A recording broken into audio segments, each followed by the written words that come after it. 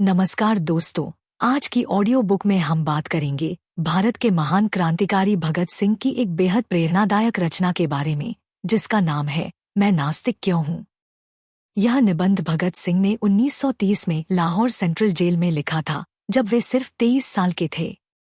उस समय वे फांसी की सजा का इंतजार कर रहे थे और इस दौरान उन्होंने अपने विचारों को कागज पर उतारा। यह किताब उनके नास्तिक होने के कारणों, उनके तर्कसंगत दृष्टिकोण और उनकी क्रांतिकारी सोच को दर्शाती है। भगत सिंह का जन्म 1907 में पंजाब के एक सिख परिवार में हुआ था। उनके पिता और चाचा स्वतंत्रता सेनानी थे, जिसके चलते उन्होंने बचपन से ही आज़ादी की लड़ाई को करीब से देखा था। 1919 में जलियांवाला बाग हत्याकांड ने उन्हें गहरा प्रभावित किया और वे क्रांतिकारी बन गए। लेकिन भगत सिंह सिर्फ एक क्रांतिकारी नहीं थे, वे एक गहरे विचारक भी थे। उन्होंने मार्क्स, लेनिन और बख्तिन जैसे विचारकों को पढ़ा और उनके विचारों ने उनकी सोच को आकार दिया।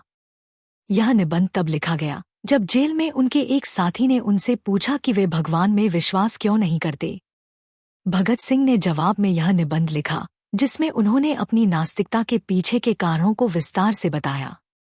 इस ऑडियो बुक में हम उनके विचारों को समझेंगे, उनके तर्कों को जानेंगे और देखेंगे कि कैसे उनकी नास्तिकता ने उन्हें एक बेहतर क्रांतिकारी बनाया। तो चलिए आज का वीडियो शुरू करते हैं। भगत सिंह अपने निबंध की शुरुआत में लिखते हैं कि वे बचपन में धार्मिक थे। वे एक सिख परिवार से थे, जहां गुरबानी और धार्मिक रीति रिवाजों का पालन होता था। वे लिखते हैं, मैं भी बचपन में भगवान को मानता था। मैं प्रार्थना करता था और मंदिरों में जाता था, लेकिन जैसे जैसे वे बड़े हुए, उनकी सोच में बदलाव आया। यह बदलाव तब शुरू हुआ जब उन्होंने 1920 के दशक में भारत के स्वतंत्रता संग्राम में हिस्सा लिया। उस समय वे लाला लाजपत राय जैसे नेताओं से प्रभावित थे और उन्होंने कई किताबें पढ़ी। इन किताबों ने उनके दिमाग में सवाल पैदा किए। वे लिखते हैं, मैंने देखा कि धर्म हमें डराता है, जैसे नरक का डर, सजा का डर, मरने का डर। लेकिन क्या यह सच है? क्या भगवान वाकई हमें देख रहा है?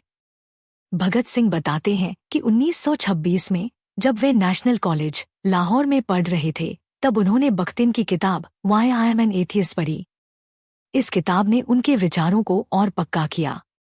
वे कहते हैं, मैंने सोचना शुरू किया कि अगर भगवान है तो वह इतना अन्याय क्यों होने देता है। भारत में लोग गुलामी में जी रहे हैं, गरीबी में मर रहे हैं। अगर भगवान सर्वशक्तिमान है तो वह इसे क्यों नहीं रोकता। उनके लिए यह सवाल उनकी नास्तिकता की नींव बने। वे लिखते हैं, मैंने भगवान से जवाब मांगा, लेकिन मुझे कोई जवाब नहीं मिला। फिर मैंने फैसला किया कि मुझे अपने सवालों का जवाब खुद खोजना होगा। यह उनकी नास्तिकता की शुरुआत थी, एक ऐसी यात्रा जो उन्हें तर्क और विज्ञान की ओर ले गई। भगत सिंह का मानना था कि हर चीज को तर्क और विज्ञान की कसौटी पर परखना चाहिए। वे अपने निबंध में लिखते हैं, धर्म हमें अंधविश्वास में डाल देता है। यह हमें सिखाता है कि सवाल मत पूछो, बस मान लो। लेकिन मैं ऐसा नहीं कर सकता। वे भगवान के अस्तित्व पर सवाल उठाते हैं।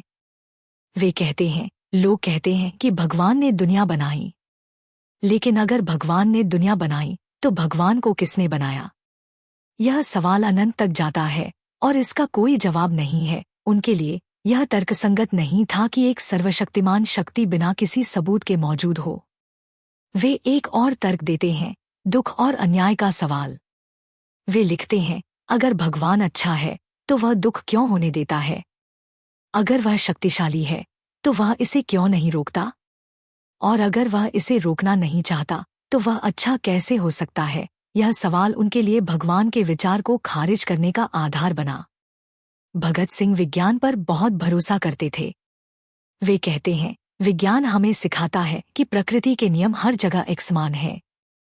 हमें चमत्कारों पर भरोसा करने की जरूरत नहीं है। हमें अपने दिमाग का इस्तेमाल करना चाहिए। उनके लिए नास्तिक होना मतलब था सच को ढूंढने की आज़ादी।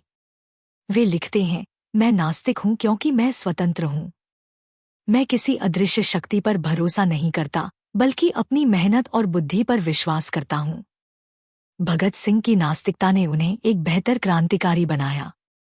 वे अपने निबंध में बताते हैं कि अगर वे भगवान पर विश्वास करते तो शायद वे इतनी हिम्मत से ब्रिटिश साम्राज्य के खिलाफ न लड़ते। वे लिखते हैं, जो लोग भगवान को मानते हैं वे अक्सर कहते हैं कि सब कुछ भगवान की मर्जी है, लेकिन मैं ऐसा नहीं मानता। मैं मानता हूं कि हमें अपने देश को आज़ाद करने की जिम्मेदारी खुद लेनी होगी। उनके लिए नास्तिकता ने उनके दिमाग को हर तरह के बंधन से मुक्त किया। वे कहते हैं, धर्म हमें सिखाता है कि अगले जन्म में सब ठीक हो जाएगा, लेकिन मैं अगले जन्म में विश्वास नहीं करता। मैं अपने इस जन्म में बदलाव चाहता हूँ। यह सोच उनकी क्रांतिकारी भावना को और मजबूत करती थी। भगत सिंह ने 1929 में सेंट्रल असेंबली में बम फेंका था, जिसके बाद उन्हें गिरफ्तार कर लिया गया। जेल में रहते हुए भी वे अपने विचारों पर अडिग रहे।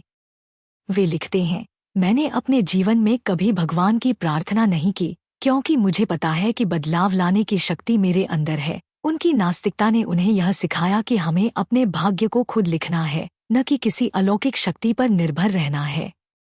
वे यह भी कहते हैं, मेरी नास्तिकता ने मुझे डर से मुक्त किया। मुझे स्वर्ग या नरक का डर नहीं है। मैं वही करता हूँ जो सही है, और इसके लिए मुझे किसी इनाम की जरूरत नहीं। यह उनके साहस और दृढ़ता को दर्शाता है।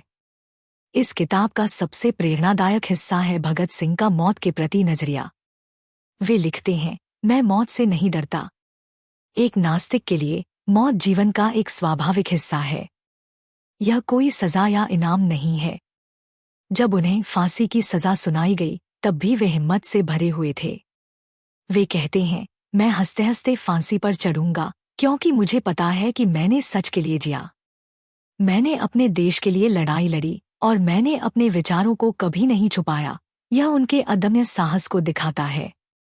यह किताब हमें सिखाती है कि हमें अपने दिमाग को हर बंधन से मुक्त रखना चाहिए, ताकि हम सही मायनों में स्वतंत्र हो सकें। तो दोस्तों, यह थी भगत सिंह की मैं नास्तिक क्यों हूँ किताब की समरी। उनके विचार आज भी उतने ही प्रासंगिक हैं जितने 1930 में थे। हमें उम्मीद है कि आपको यह ऑडियो बुक पसंद आई होगी। अगर आप भगत सिंह के विचारों को और गहराई से जानना चाहते हैं तो इस किताब को जरूर पढ़ें। फिर मिलते हैं एक नई ऑडियो बुक के साथ। धन्यवाद।